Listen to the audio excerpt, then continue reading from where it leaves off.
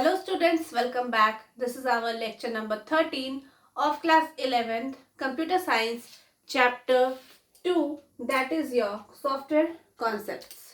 Last class के video में मैंने आपको बताया था शेड्यूलिंग एल्गोरिदम हमने स्टार्ट किया था। उसमें मैंने आपको बताया था कि basically two types of scheduling होते हैं। एक हमारा होता है नॉन प्रीएम्प्टिव और दूसरा हमारा होता है प्रीएम्प्टिव, जिसमें हम लोगों ने नॉन प्रीएम्प्टिव शेड्यूलिंग स्टार्ट किया था। और उसमें हम लोग सबसे पहला जो शेड्यूलिंग एल्गोरिदम देखे थे वो है हमारा first come first serve scheduling algorithm.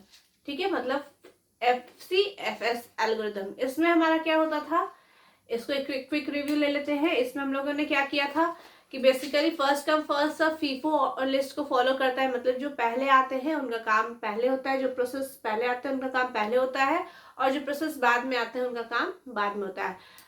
ये नॉन प्रीएम्प्टिव है, तो नॉन प्रीएम्प्टिव में मैंने आपको पहले ही बताया कि बीच में कोई भी प्रीएम्प्शन नहीं हो सकता है, कोई इंटरप्ट नहीं आ सकता है। मतलब अगर सीपीयू को कोई एक प्रोसेस मिल गया तो वो पूरा उस प्रोसेस को जब तक कंप्लीट नहीं करेगा, वो उसको एग्जीक्यूशन नहीं करेगा, जब तक वो प्रोसेस टर्मिनेट नहीं हो जाते तब तक बीच में हमारा दूसरा प्रोसेस नहीं आता है। ठीक है, तो ये तो हमारा होता था फर्स्ट कम फर्स्ट सर्व में। ठीक है, मैंने उसका एग्जाम्पल से भी आपको समझाया था। अब जो नेक्स्ट है हमारा, वो है हमारा, आपको बताए थे कि सेकेंड जो हमारा रहेगा वो है हमारा शॉर्टेस्ट जॉब नेक्स्ट। ये भी हमारा क्या है, नॉन प्रीएम्प्टिव एल्गोरिदम है, शेड्यूलिंग एल्गोरिदम है, शॉर्टेस्ट जॉब नेक्स्ट SJN। और हम इसको क्या बोलते हैं, basically shortest job first, shortest job first SJF scheduling. ठीक है, शॉर्टेस्ट जॉब नेक्स्ट या फिर शॉर्टेस्ट जॉब फर्स्ट, इसी को बोलते हैं शेड्यूलिंग। क्लियर है?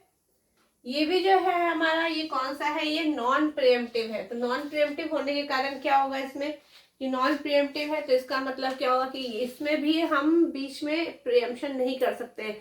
मतलब बीच में हम इसको रोक नहीं सकते हैं। अगर प्रोसेस आया तो वो प्रोसेस को जब सीपीयू मिला तो वो पूरा अपना एग्जीक्यूशन करने के बाद ही नेक्स्ट प्रोसेस हमारे आएंगे। लेकिन अब दोनों में डिफरेंस क्या है, फर्स्ट कम फर्स्ट सर्व और शॉर्टेस्ट जॉब नेक्स्ट में? तो देखिए, शॉर्टेस्ट जॉब नेक्स्ट में यही एडवांटेज क्या हुआ कि इसमें आपका देखिए एसजीएफ हमारा बेसिकली जो हमारा FCFS था, फर्स्ट कम फर्स्ट सर्व, उसमें क्या था कि जो पहले प्रोसेस आ रहे थे वो प्रोसेस आपका सबसे पहले चल रहा था। अब मान लीजिए कोई प्रोसेस P1 है और कोई प्रोसेस P2 है और कोई प्रोसेस P3 है। ये तीन प्रोसेस आपके रेडी क्यू में आ चुके हैं। ठीक है, ये वेट कर रहे हैं सीपीयू के लिए। लेकिन सब आप जानते हैं कि ये फर्स्ट कम फर्स्ट सर्व में क्या था, फर्स्ट कम फर्स्ट सर्व में कि आपका सीपीयू कैसे अलॉट होता था, जो पहले आया उसको सीपीयू पहले मिलता था। अब यहाँ पे क्या कंडीशन आया था कि अगर मान लीजिए हम अगर बर्स्ट टाइम की बात करते हैं, बर्स्ट टाइम क्या हो गया, उसका एग्जीक्यूशन टाइम। तो मान लीजिए प्रोसेस P1 को अगर 5 सेकेंड तक चलना है, प्रोसेस P2 को अगर मान लीजिए 2 सेकेंड तक चलना है, प्रोसेस P3 को अगर मान लीजिए 3 सेकेंड के लिए चलना है। तो देखिए यहाँ पे क्या था कि अगर 5 इसका बर्स्ट टाइम है, अगर 5 बर्स्ट टाइम है तो ये P1 5 सेकेंड तक जब तक नहीं चलेगा तब तक ये टर्मिनेट नहीं होगा, P2 को चांस नहीं मिलेगा। इसमें तो यही हो रहा था ना, P2 को चांस नहीं मिलेगा। अब लेकिन देखिए P2 को तो ज्यादा देर चलना नहीं था, सिर्फ 2 सेकंड चलना था। उसके बाद P3 को भी ज्यादा देर नहीं चलना था, लेकिन फिर भी उसको क्या करना पड़ा, बहुत देर तक वेट करना पड़ा। वेटिंग क्यू में वो खड़ा है अपने चांस के लिए, लेकिन जब तक P1 नहीं कंप्लीट होगा तो P2 का काम नहीं होगा। अब ये शॉर्टेस्ट जॉब फर्स्ट में क्या हमारा हुआ कि शॉर्टेस्ट जॉब फर्स्ट में हमारा जो शेड्यूलर है वो क्या काम करता है कि जो सबसे शॉर्टेस्ट बर्स्ट टाइम है, मतलब कि अभी जैसे हम यहाँ पे बात किए कि P1 का आपका बर्स्ट टाइम क्या था, 5 था। P2 का अगर हम बर्स्ट टाइम की बात करें तो इसका 2 था, और अगर हम P3 की बर्स्ट टाइम बात करें तो इसका मान लीजिए 3 था। तो सबसे इसमें से शॉर्टेस्ट बर्स्ट टाइम किसका हो गया, P2 का। तो शॉर्टेस्ट जॉब फर्स्ट में क्या होता है कि जिसका बर्स्ट टाइम सबसे कम रहता है शेड्यूलर सबसे पहले सीपीयू को वो प्रोसेस देता है ताकि वो अपना एग्जीक्यूशन कर ले और उसके बाद वो टर्मिनेट हो जाए, और उसके बाद फिर जो नेक्स्ट प्रोसेस है उससे कम बर्स्ट टाइम वाला वो प्रोसेस वहां पे एग्जीक्यूट करे। ठीक है, तो कहने का मतलब क्या हो गया कि शॉर्टेस्ट जॉब नेक्स्ट में यहाँ पे अगर जो प्रोसेस को कम देर तक चलना है तो उसके लिए तो ये फायदा हो गया कि पहले उसको प्रोसेस कर दिया गया और उसके बाद जो बड़े प्रोसेस है जिसको ज्यादा देर तक चलना है उसको बाद में प्रोसेस किया गया। तो शॉर्टेस्ट जॉब नेक्स्ट में यह होता है कि यहाँ पे जो शेड्यूलर जो होता है वो मेंटेन करता है list of process waiting to be executed. कौन कौन से प्रोसेस को एग्जीक्यूट करना है उसका वो लिस्ट को मेंटेन करता है। नेक्स्ट यहाँ पे क्या करता है शेड्यूलर, सबसे जो शॉर्टेस्ट जिसका बर्स्ट टाइम होता है मतलब एग्जीक्यूशन टाइम होता है उस प्रोसेस को सेलेक्ट करता है। उसके बाद वो सिलेक्टेड प्रोसेस को सीपीयू मिलता है और सीपीयू जब तक उसका एग्जीक्यूशन पूरा कंप्लीट नहीं कर लेता है तब तक नेक्स्ट प्रोसेस को चांस नहीं मिलता है। ठीक है, और नेक्स्ट किसको मिलता है, जो नेक्स्ट शॉर्टेस्ट बर्स्ट टाइम होगा उसी को नेक्स्ट आपका जो प्रोसेसर है मतलब सीपीयू है वो मिलता है। तो चलिए इसको हम लोग पॉइंट वाइज लिख लेते हैं क्या क्या है। पहला पॉइंट हम क्या बोल सकते हैं कि शॉर्टेस्ट जॉब नेक्स्ट क्या है कि इसमें क्या होता है कि शेड्यूलर मेंटेन्स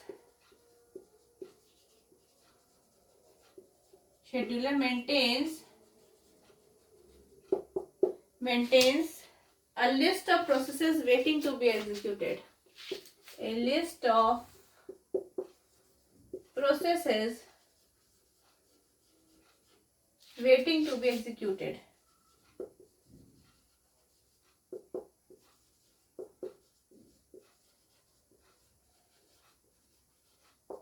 ठीक है, सबसे पहले शेड्यूलर क्या करता है, मेंटेन करता है list of processes waiting to be executed. Next क्या काम होता है कि scheduler selects the process with the shortest burst time.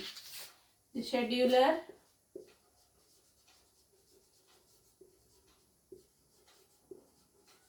selects the process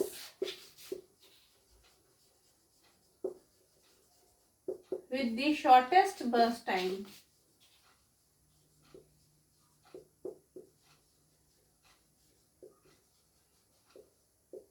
burst time क्या हो गया, जिसका एग्जीक्यूशन टाइम होता है। जो सब शेड्यूलर क्या करता है, सबसे कम जिसका select the process with the shortest burst time, जिसका सबसे शॉर्टेस्ट बर्स्ट टाइम होता है उसको सेलेक्ट करता है।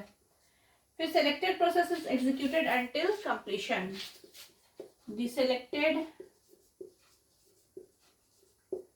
Process is executed until completion।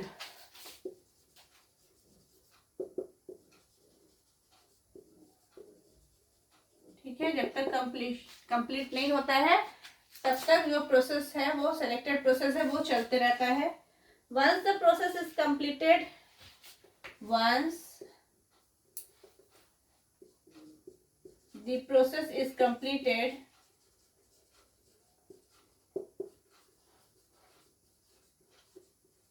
once the process is completed, the scheduler selects the next process. The scheduler selects the next process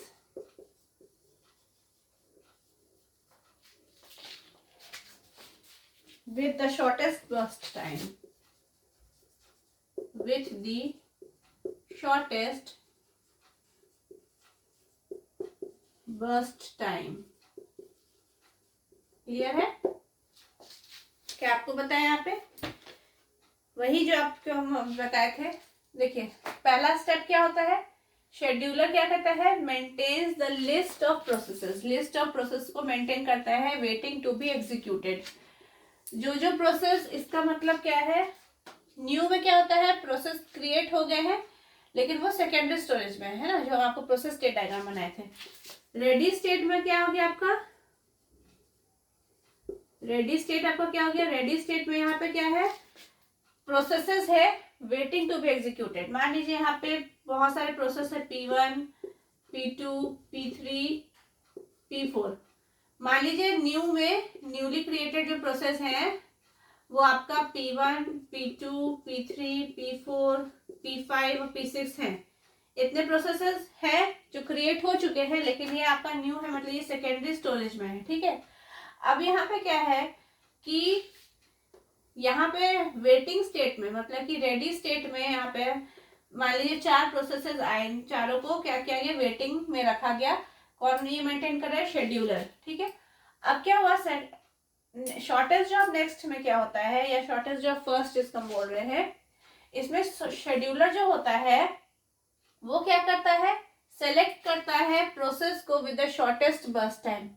जिसका सबसे कम burst time रहता है उसको सेलेक्ट किया, ठीक है।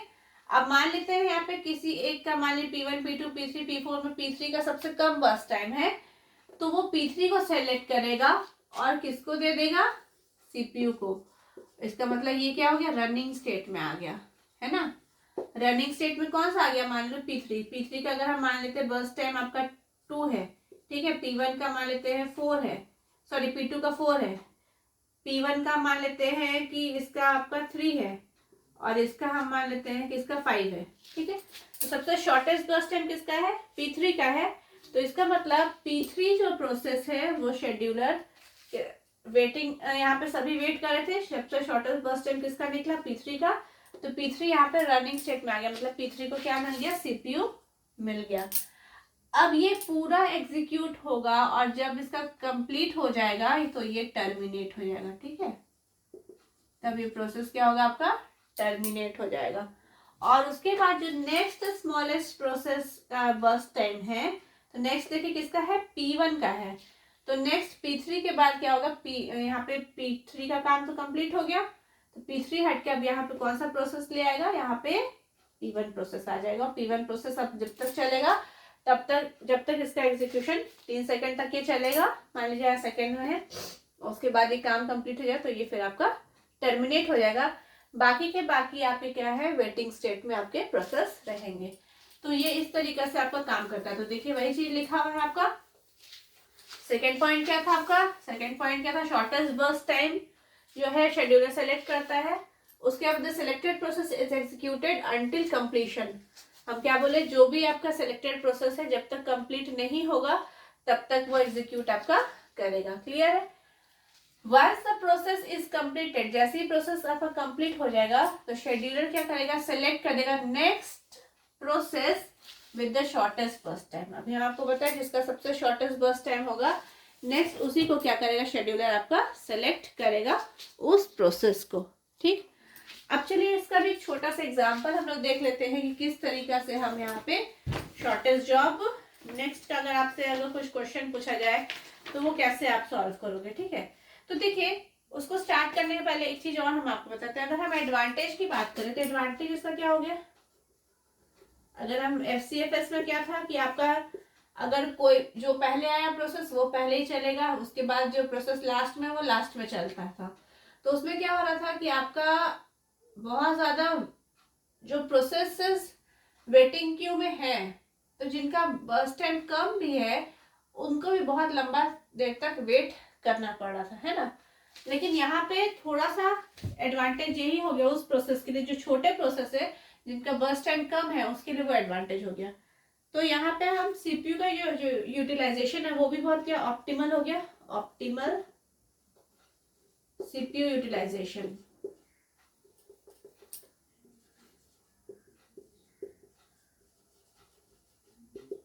ठीक है। ऑप्टिमल CPU यूटिलाइजेशन, यहाँ पे CPU का यूटिलाइजेशन थोड़ा क्या हो गया, अच्छा हो गया। और क्या एडवांटेज हो सकता है कि जो वेटिंग टाइम था वो थोड़ा क्या हुआ, मिनिमाइज हुआ, है ना। तो minimize waiting time, waiting time जो प्रोसेसेस को बहुत लंबे समय तक वेट करना पड़ा था जिसका बर्स्ट टाइम कम भी है, तो वो थोड़ा सा आपका क्या हुआ, हम यहाँ पे बोल सकते हैं थोड़ा सा वो मिनिमाइज हुआ। और सिस्टम का रिस्पॉन्सिवनेस भी थोड़ा सा इम्प्रूव हुआ, इम्प्रूव्ड सिस्टम रिस्पॉन्सिवनेस, सिस्टम का रिस्पॉन्सिवनेस भी थोड़ा सा क्या हुआ, इम्प्रूव हुआ।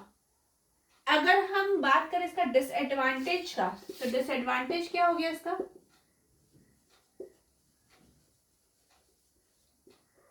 डिसएडवांटेज क्या हो सकता है? सबसे पहले अगर हम डिसएडवांटेज की बात करें तो डिफिकल्ट होगा बर्स्ट टाइम को एस्टिमेट करना, है ना। तो डिफिकल्टी इन एस्टिमेटिंग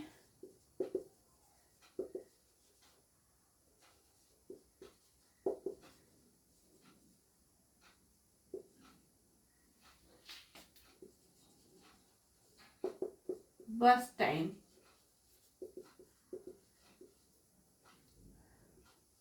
ठीक है। डिफिकल्टी इन एस्टिमेटिंग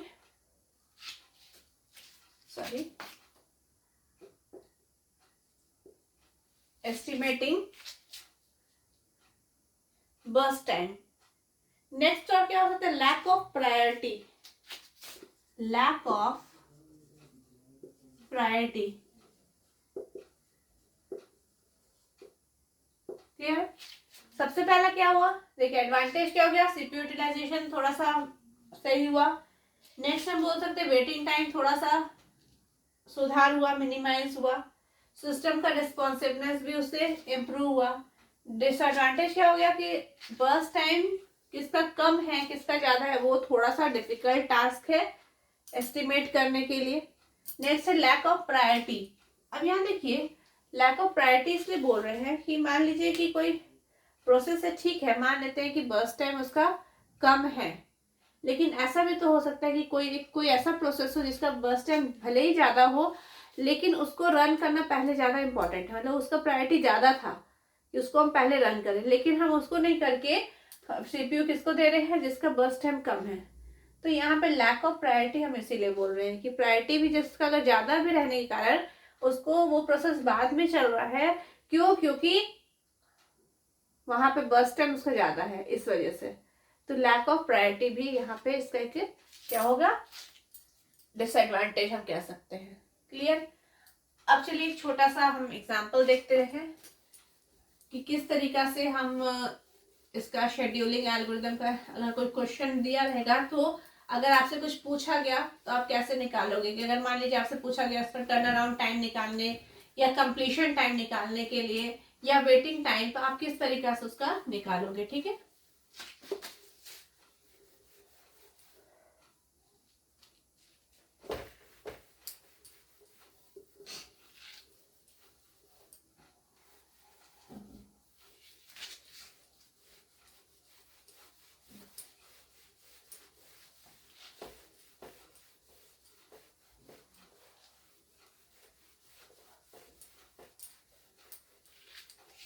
चलिए क्वेश्चन देखते हैं।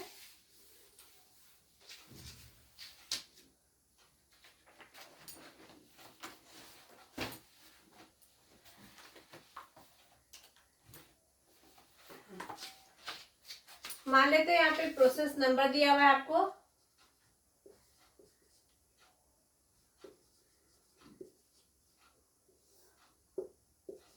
P1, P2, P3, P4, ये 4 प्रोसेसेस है हमारे पास।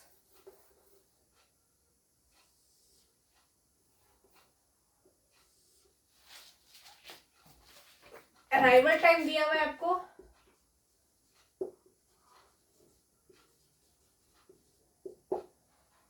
अराइवल टाइम P1 का दिया हुआ है 1, P2 का दिया है 2, P3 का दिया है 1 और P4 का दिया है 4, ठीक है।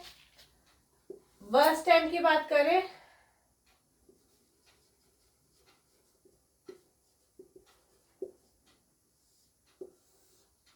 बर्स्ट टाइम दिया हुआ है P1 का 3, P2 का 4,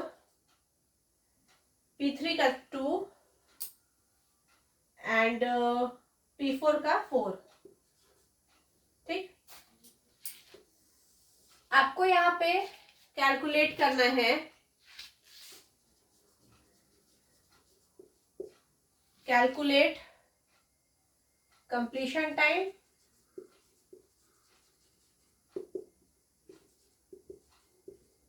ठीक है, जिसको हम सीटी बोल रहे हैं।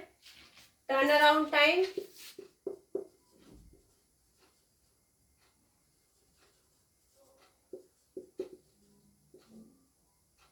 ठीक है, टर्न अराउंड टाइम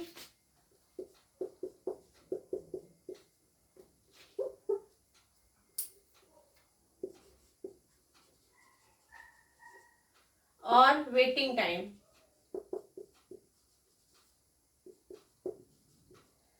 ठीक है, आपको क्या करना है, ये तीनों आपको कैलकुलेट करना है। तो आप कैसे से करोगे? ये जो आपका है SJF शॉर्टेस्ट जॉब फर्स्ट, इसमें जो आपका क्राइटेरिया होता है बेसिकली हम किस पे बेस होता है, ये आपका बस टाइम पे। बस टाइम मतलब कि जो इसका एग्जीक्यूशन टाइम होता है उस पे, है ना। अब और ये क्या होता है, नॉन प्रिएम्प्टिव होता है। सबसे पहले तो हम यहाँ पे सॉल्यूशन में ज्ञान चार्ट बनाएंगे। हम आपको बताए थे कल भी ज्ञान चार्ट कैसे बनता है। ज्ञान चार्ट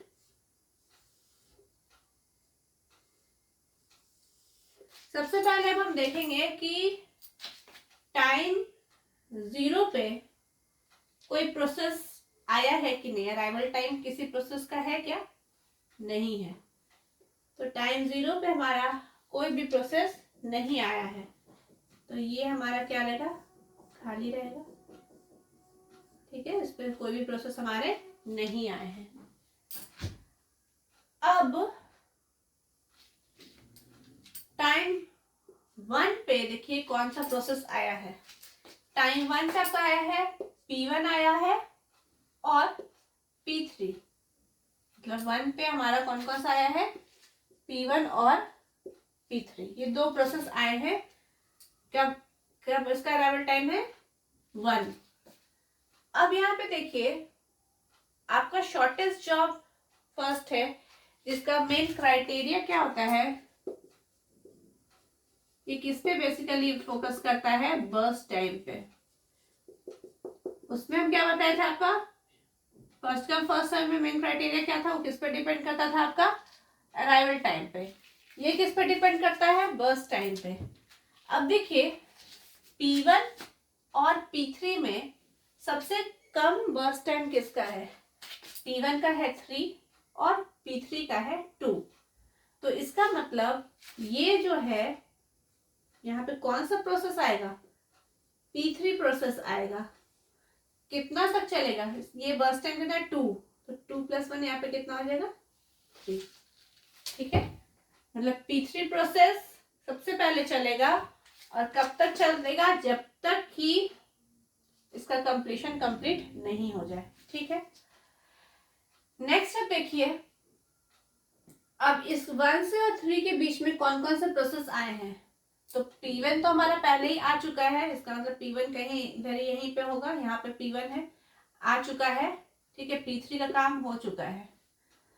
अब देखिए कौन कौन से प्रोसेस है, तो यहाँ पे है मेरे पास एक तो P1 है जो 1 अराइवल टाइम पे आ चुका है, और कौन सा प्रोसेस है आपका P2 है ना। P1 और P2, P1 और P2 दो प्रोसेस है जो कि आपका इस बीच में आ चुका है, जो कि वेटिंग कर रहे हैं।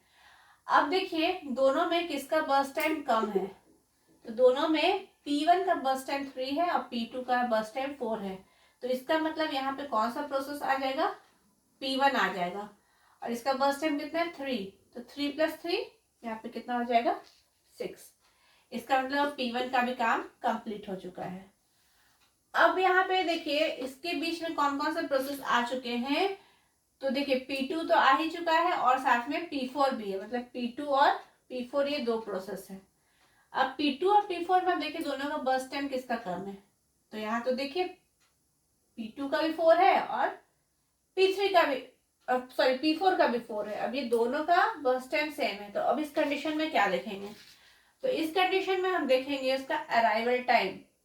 तो अराइवल टाइम देखिए किसका पहले है, तो पहले कौन सा प्रोसेस आ चुका है, P2 प्रोसेस आया है, तो हम पहले यहाँ पे P2 को प्रोसेस करेंगे, P2 को CPU देंगे, और यहाँ पे 6 + 4 यहाँ पे कितना हो जाएगा 10। और नेक्स्ट अब हमारा कौन सा आएगा, P4 आ जाएगा।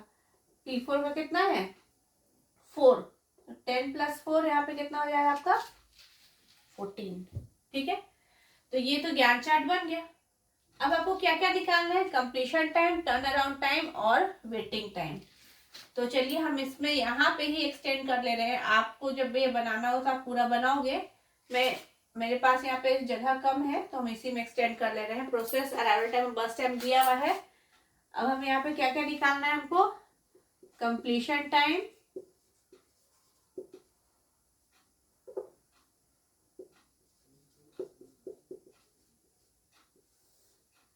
और टर्न अराउंड टाइम हम शॉर्ट में लिख रहे हैं, और वेटिंग टाइम, यहाँ पे वेटिंग टाइम हमको ये तीनों निकालना है। ठीक है, कंप्लीशन टाइम मतलब आपका सीटी। टर्न अराउंड टाइम का क्या फॉर्मूला होता है, तो टर्न अराउंड टाइम का फॉर्मूला आपका होता है सीटी माइनस एटी, है ना।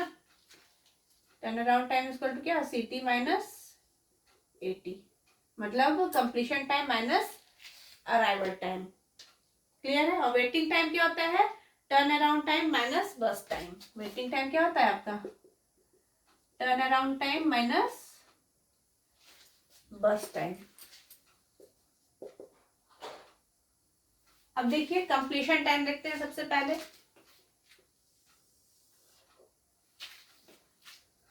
P1 का देखिए, सबसे पहले अगर कंप्लीशन टाइम की बात करें तो P1 कब कंप्लीट हुआ है, तो राइट हैंड साइड देखिए P1 6 पे कंप्लीट हुआ है।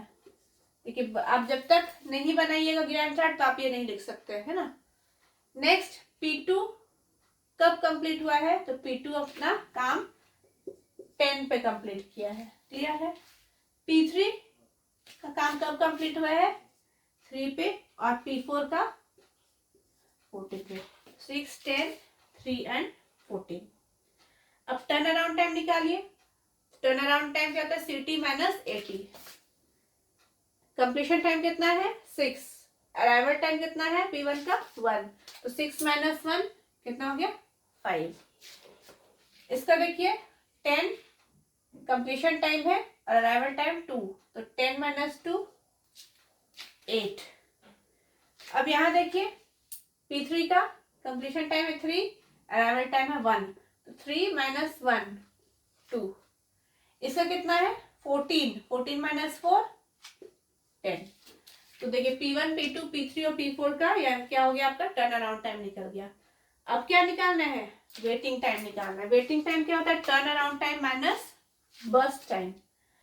तो देखिए टर्न अराउंड टाइम निकल गया 5, इसका वेटिंग टाइम कितना है 3, तो 5 माइनस 3 कितना हो गया आपका 2।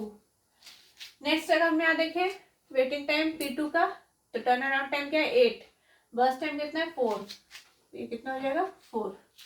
इसका देखिए टर्न अराउंड टाइम कितना निकला 2, और यहाँ वेट बर्स्ट टाइम कितना 2, 2 माइनस 2 0। नेक्स्ट हम वेटिंग टाइम P4 का देखिए, तो इसका कितना टर्न अराउंड टाइम 10, 10 माइनस 4 6। तो देखिए P1, P2, P3 and P4 का सभी का हम यहाँ पे क्या निकाल लिए, completion time, turn around time and waiting time. ये निकल गया किसका, ये जितने भी प्रोसेस है। तो जब तक आप इसको नहीं बनाइएगा, मान लीजिए कोई एक प्रोसेस का भी अगर आपसे क्वेश्चन पूछ देता है, शॉर्ट क्वेश्चन में अगर आ गया कि आपको ये इतना दे दिया बना के कि शॉर्टेज जॉब नेक्स्ट से या shortage job first scheduling algorithm का यूज करके आपको बोल दिया गया कि आप P3 प्रोसेस है, यहाँ पे आपको मान लीजिए इतना आपको क्वेश्चन में दे दिया, और आपको बोलेगा कि P3 प्रोसेस का आप बताइए कि टर्न अराउंड टाइम या फिर वेटिंग टाइम या कंप्लीशन टाइम या तीनों दे दिया कि क्या होगा, तो आपको सिर्फ एक का कैसे बताइएगा। तो जब आप ज्ञान चार्ट बनाइएगा तभी तो आप निकालिएगा सबका, और तब आपको P3 का पूछा गया तो आप सिर्फ P3 का आंसर दीजिएगा। मान लीजिए P1 और P4 का पूछ दिया तो कैसे निकालिएगा, तो आप ये निकालिएगा तो आपको सबका मिल जाएगा, है ना। तो ये है शॉर्टेस्ट जॉब नेक्स्ट या शॉर्टेस्ट जॉब फर्स्ट। ये एल्गोरिथम यही कहता है कि जो सबसे कम जिसका बर्स्ट टाइम है वो प्रोसेस सबसे पहले आपका सेलेक्ट किया जाएगा, उसका कंप्लीशन जब हो जाएगा, एग्जीक्यूशन कर लेगा, तभी हम जो शेड्यूलर है वो नेक्स्ट प्रोसेस को, जिसका नेक्स्ट शॉर्टेस्ट जॉब है मतलब शॉर्टेस्ट बर्स्ट टाइम है, वो उसको एग्जीक्यूट करेगा हमारा प्रोसेसर। तो ये आपका हो गया shortest job first scheduling algorithm. Clear है कि किस तरह से ये काम कर रहा है, एकदम ध्यान से रखिएगा, है ना। नॉन प्रिएम्प्टिव में तो ध्यान रखिएगा, नॉन प्रिएम्प्टिव में कभी भी बीच में कोई प्रोसेस को हम रोक नहीं सकते हैं। ठीक, तो नेक्स्ट कि वीडियो में हम लोग आगे के और भी जो एल्गोरिदम है जो कि नॉन प्रीएम्प्टिव के अंदर आते हैं उसको हम लोग नेक्स्ट वाले वीडियो में कवर करेंगे। तो आज के लिए इतना ही रहने देते हैं। Thank you.